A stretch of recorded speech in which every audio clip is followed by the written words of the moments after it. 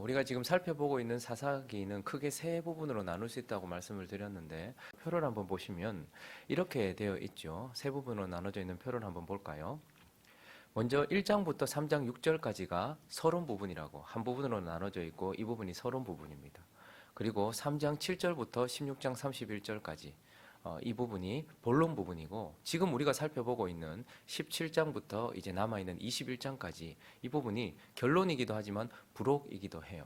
그래서 1장부터 3장 6절까지는 사사기 이야기가 시작되는 배경을 쭉 우리에게 가르쳐주고 있다면 3장부터 16장까지 3장 7절부터 16장까지는 우리가 잘 아는 하나님께서 세우신 사사들과 관련해서 6명의 소사사 6명의 대사사, 그래서 마지막 온니엘 사사부터 시작해서 삼손 사사까지 12명의 사사들과 관련해서 하나님의 백성들에 대하여 교훈을 주셨습니다. 그런데 하나님은 사사기에서 사사들의 이야기에서 그치지 않고 부록을 붙이셨단 말이에요.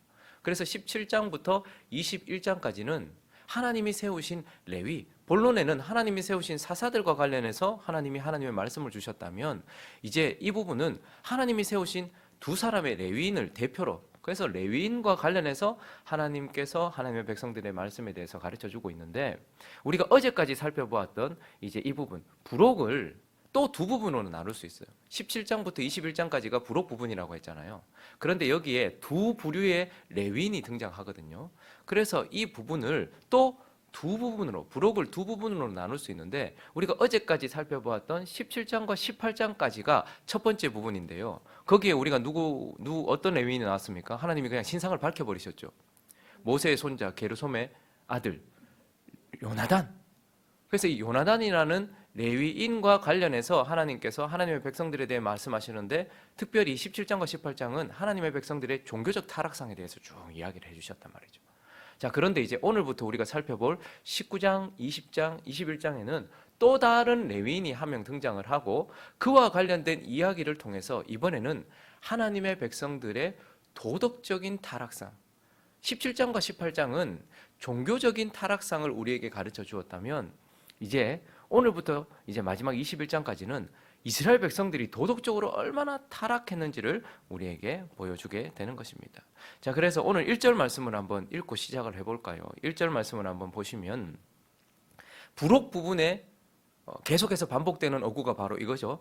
이스라엘의 왕이 없을 그때에 이스라엘의 왕이 없었으므로 이것이 계속해서 등장하고 있고 이번에는요 에브라임 산지 구석에 거류하는 어떤 레위인이 등장을 하고 있습니다. 이제 또 다른 레위인을 등장시키시면서 새로운 이야기를 시작하시는 하나님께서 특별히 이스라엘 백성들의 도덕적 타락상에 대하여 말씀하시는 내용들을 가지고 오늘 본문을 통하여서 한 두 가지 정도 교훈을 살펴보려고 합니다. 그 첫 번째는요, 도덕적 타락은 영적 타락에서 기인된다라는 거예요. 도덕적 타락은 영적 타락 때문이다. 영적 타락에서 기인된다라고 오늘 본문은 우리에게 가르쳐 주고 있습니다.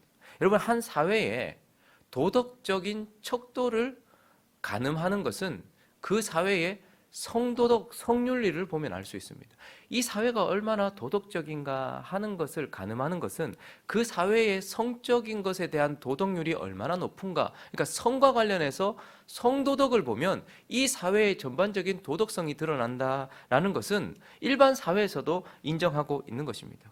그런데 오늘 하나님께서요 이스라엘 백성들의 부패성을 사사들의 이야기를 통해서 쭉 얘기하셨지만 그 사사기를 끝내지 않고 마지막 레위인과 관련돼서 이 이스라엘 백성들의 타락상에 대하여 특별히 성과 관련된 타락에 대하여 아주 부각시키고 있는 것을 보게 돼요.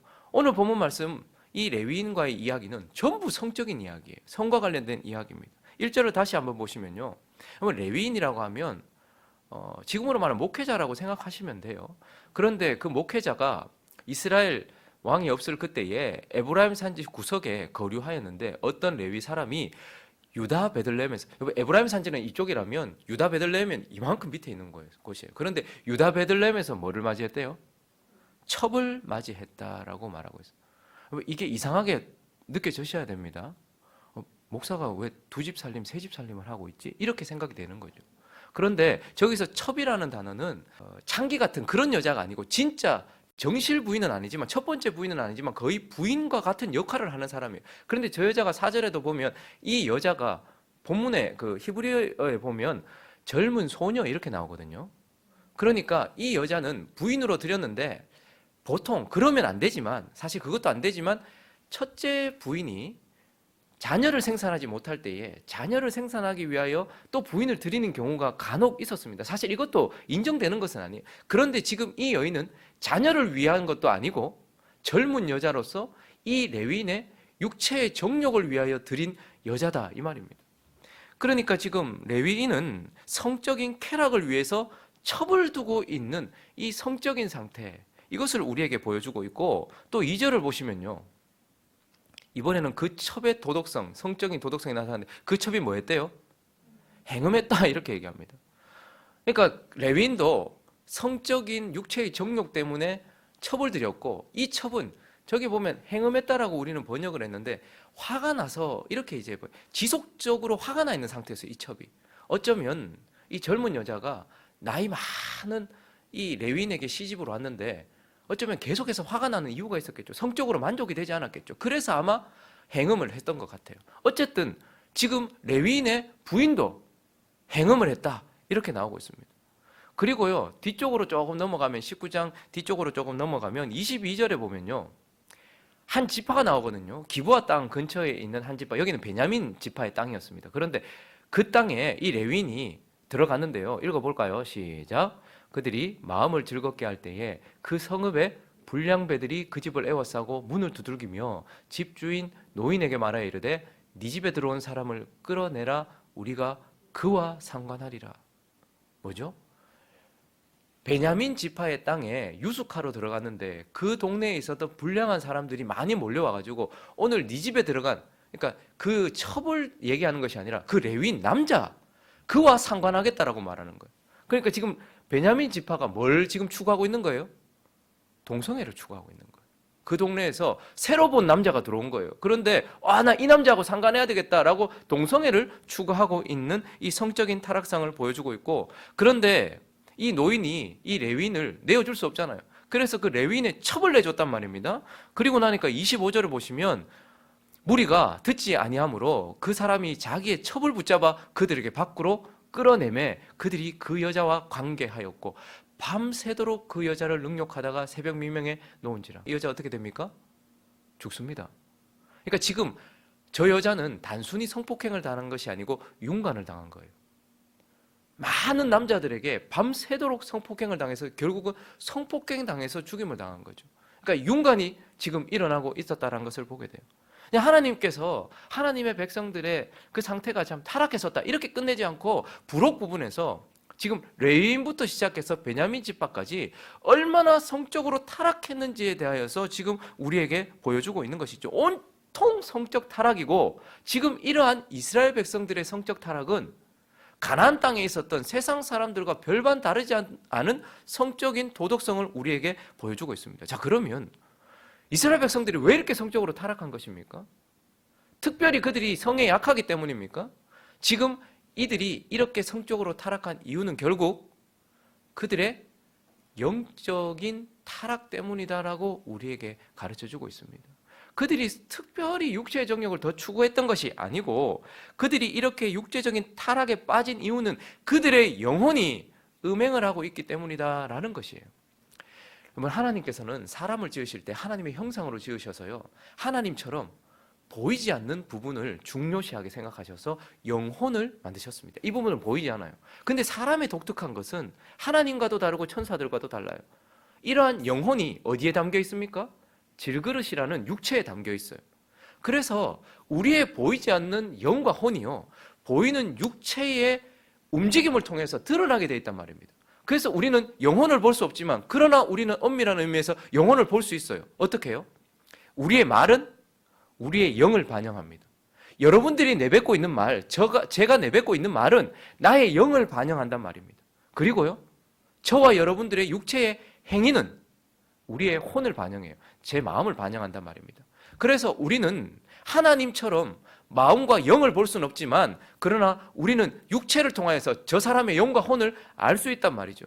그래서 우리가 하는 말은 저 사람의 영을 반영하고 있고 우리가 하는 행동은 우리의 마음을 반영하고 있다라는 거예요. 자, 그러니까 이 육체적인 삶은 결국 무엇의 반영인 것입니까? 우리의 영혼의 반영인 거예요. 자, 그런데 이스라엘 백성들이 지금 성적으로 타락했다 이 말입니다. 이 말은 결국 무엇이죠? 그들이 영혼으로 타락했다라는 것이고 그들이 성적으로 음행을 했단 말이에요. 이 말은 뭐죠? 우리의 영혼이 음행을 했다 이 말입니다. 그러니까 이스라엘 백성들이 이렇게 성적으로 타락한 이유는 그들의 영혼이 하나님 아닌 다른 우상들을 섬기면서 그 영혼들이 성적으로 타락했다, 음행을 하고 있기 때문이다라고 말하고 있는 거예요. 그래서 온통 세상이요, 특별히 성적으로 타락했죠. 왜 그렇습니까? 특별히 성을 좋아해서가 아니고 우리의 영혼이 하나님 아닌 다른 것들을 음행으로 섬기고 있기 때문인 거예요. 그래서 성적인 타락이 세상에는 만연할 수밖에 없죠. 그런데 문제는 뭐죠? 하나님의 백성들 안에도 성적으로 타락했어요. 그것은 세상이 잘 유혹했기 때문이 아니라 하나님의 백성들도 자기의 신랑 되신 하나님을 버렸고 음행을 하고 있는 영혼의 문제다라는 것입니다. 그러므로 이제 하나님은 19장, 20장, 21장 사사기를 마무리하시기 전 먼저 이들이 결국은 도덕적으로도 이렇게 타락했다, 특별히 성적인 타락을 통해서 말씀하시면서 그 타락의 원인은 바로 영적인 타락에서 기인한다. 그들이 성적으로 음행하는 이유는 영적으로 음행하기 때문이다 라고 말씀하고 있는 것입니다. 그리고 이제 이어지는 본문 말씀을 통해서 또 하나 하나님께서 정말 하고 싶은 얘기를 하고 계시는데, 백성들의 타락은 레위인의 타락에서 기인된다라고 하나님은 말씀하고 계십니다.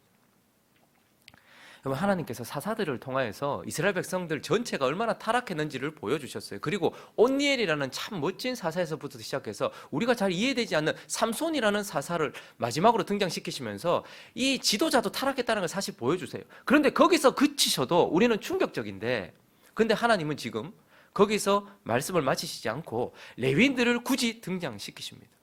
그래서 하나님의 백성들의 죄악상을 지적하시면서 하나님은 레위인들을 딱 부각을 시키세요. 레위인들은 어떤 사람들입니까? 제가 말씀드렸던 것처럼 레위인들은 흩어놓은 자들입니다. 뭘 위해서? 하나님의 백성들을 위해서. 그래서 하나님의 백성들은 12지파가 흩어져서 하나님이 주시는 기업에서 세상 속에서 살아가는 것이죠. 자, 그런데 그들을 위하여서 하나님이 어떻게 하신 거예요? 그들 전체를 위하여 48개 성읍으로 나누셨어요. 그래서 레위인들은 이스라엘 백성들 속으로 들어가게 되어 있었습니다. 이스라엘 백성들 안으로 들어가게 되어 있었습니다. 그래서 안에 들어가서 레위 지파들은 뭐 하는 거예요?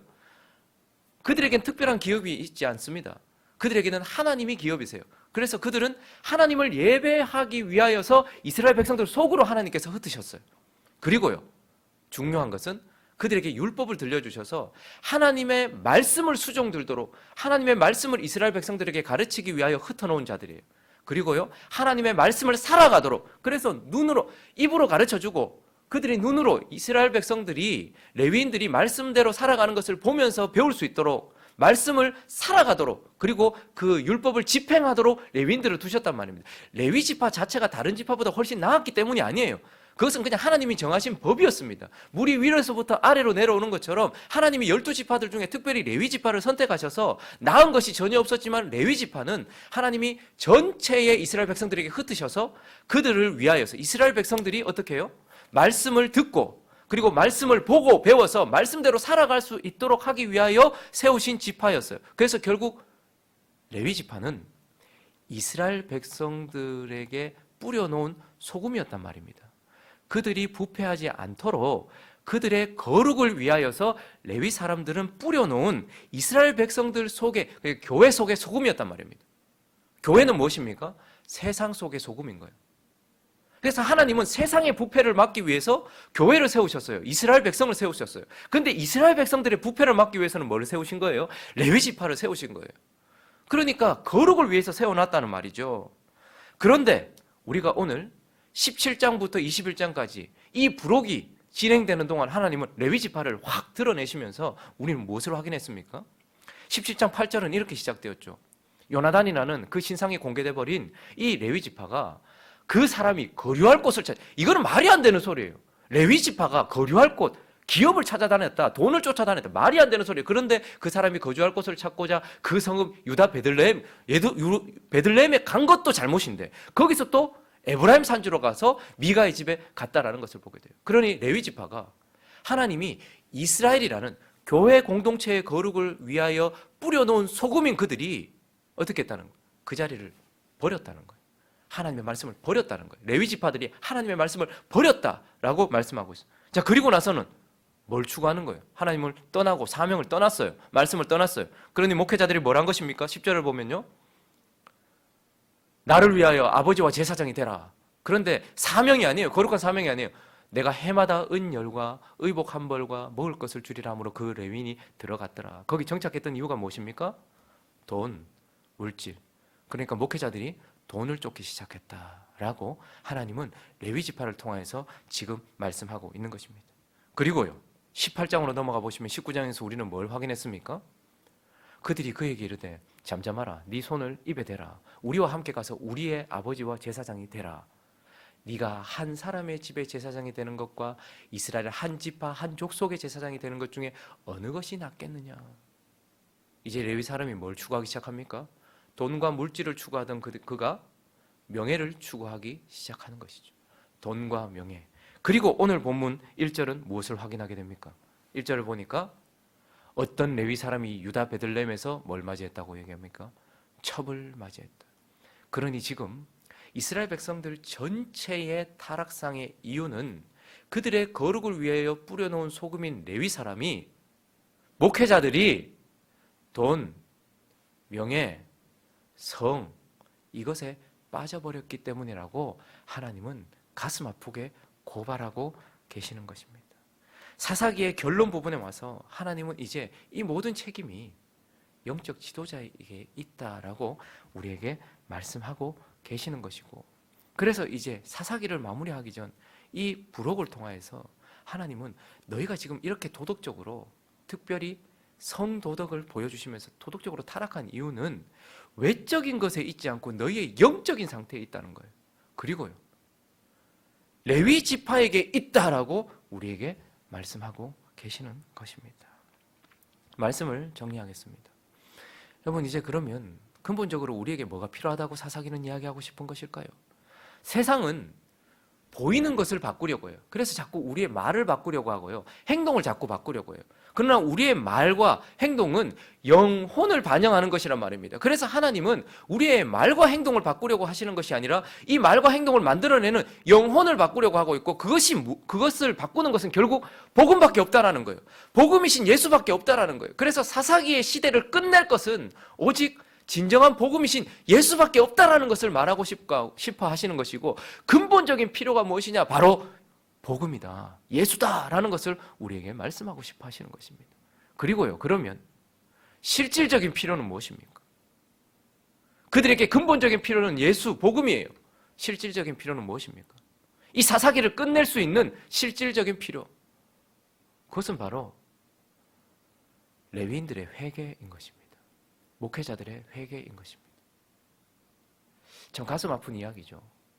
하나님은 소돔과 고모라가 멸망하는 이유를 소돔과 고모라가 타락했기 때문이라고 말하지 않고 소돔과 고모라에 의인 10명이 없어서라고 말하고 있어요.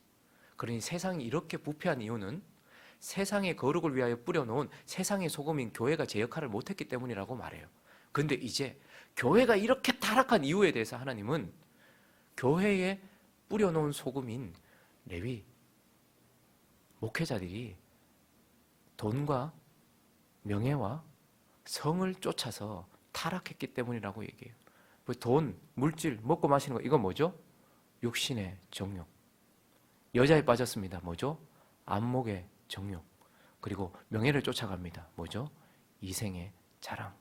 그러니 목회자들이 이렇게 성과 돈과 명예에 빠져버린 이유 때문이다라고 말하면서 실질적인 우리의 필요는 무엇입니까? 지도자들이 회개해야 된다라는 거. 목회자들의 관심은 오직 성도들에게 있어요. 성도들을 어떻게 할까? 성도들을 어떻게 할까? 근데 하나님은 우리에게 말합니다. 너희들이 바뀌어야 된다. 그런데 그러면 오늘 이 설교는 저만 들으면 되는 것입니까? 네 때문이네. 성도들에게 이 이야기를 들려주시는 이유는 교회가 이 모양 이 꼴이 된 것은 전부 목사들 때문이네, 이 이야기를 하고 끝내려고 하시는 것일까요? 이러한 목회자들이 활짝 꼽힐 수 있도록 만든 것은 성도들이라는 땅입니다. 그러니 성도들은 어떻게 해야 될까요? 목회자들의 회개를 위해서 기도해야 됩니다. 우리 목사님의 목회가 잘 될 수 있게 해달라고, 우리 교회가 부흥할 수 있게, 그게 아니고 목사들이 성과 돈과 명예에 빠지지 않도록, 혹 빠졌다면 나올 수 있게 해달라고 기도해야 되고, 성도들은요, 그런 꽃을 피게 만든 우리를 놓고서 성도들도 회개를 해야 되는 것입니다. 그러므로 세상이 문제가 아니에요. 교회가 문제고, 교회의 성도보다 먼저 중요한 것은 목회자들의 문제라는 것을 기억하면서 오늘 이 아침에 여러분들 목회자들을 위해서 기도해 주십시오. 그리고 이런 목회자들이 활짝 피게 한 여러분들을 놓고서 회개하시기 바랍니다. 그래서 목회자들이 회개하고 돌아오고 우리는 또다시 복음을 추구하는 그런 교회 되어질 수 있게 해달라고 기도하는 저와 여러분 되시기를 예수 그리스도의 이름으로 축원합니다.